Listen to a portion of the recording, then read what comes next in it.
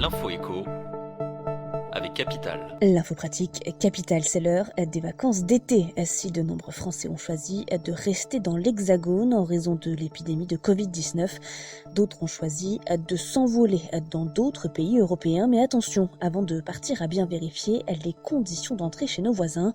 Capital liste pour vous les 3 réflexes à adopter avant tout déplacement à l'étranger. Le premier, bien se renseigner sur les conditions sanitaires pour accéder au pays. Par exemple, à Malte, impossible de passer ses vacances à la plage sans avoir 15 jours avant reçu ses 2 doses de vaccin. Vérifiez également que votre passe sanitaire est bien conforme aux normes européennes.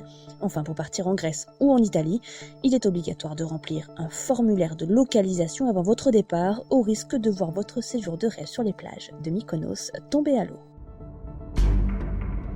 Le chiffre du jour, 50, c'est le nombre de personnes testées positives en un jour en Corse, ont indiqué samedi 10 juillet les autorités de l'île de Beauté.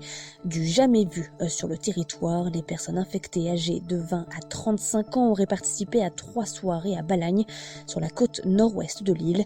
Si ces fêtes n'étaient pas illégales puisque tenues dans un cadre privé, les autorités appellent la population à la responsabilité face à la reprise épidémique en France. Des tests sont également menés pour déterminer si le variant Delta est en cause dans ce nouveau cluster inquiétant en Corse. Le coup de gueule est passé par les habitants résidant près du lac Seneca dans l'état de New York aux États-Unis. Le plus grand lac des Finger Lakes, un ensemble de lacs glaciaires de la région, est en effet en train de devenir un jacuzzi géant. En cause, une centrale électrique au gaz qui pollue l'air et chauffe l'étendue d'eau de 173 km², tout ça pour refroidir 8000 ordinateurs qui s'occupent de miner du Bitcoin. Une situation qui provoque la colère des habitants qui craignent que cette montée en température n'endommage la faune et la flore de ce lac exceptionnel. Enfin, et si vous deveniez propriétaire d'un château? Pour ceux dont la vie de châtelain est un rêve, c'est peut-être une occasion à saisir. Le château de l'Aiguillon sur le territoire de Belfort est à vendre pour 300 000 €. Il va être mis aux enchères du 14 au 16 septembre prochain. Attention tout de même, à ce prix-là, il faut prévoir d'importants travaux pour rendre la bâtisse de 915 m² ainsi que son terrain de 2,4 hectares habitable.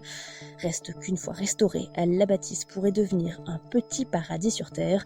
Situé à cheval sur les communes de Vessémont et Giromagny, le château est une très belle opportunité pour les investisseurs et les amoureux du patrimoine. C'était l'info écho avec Capital.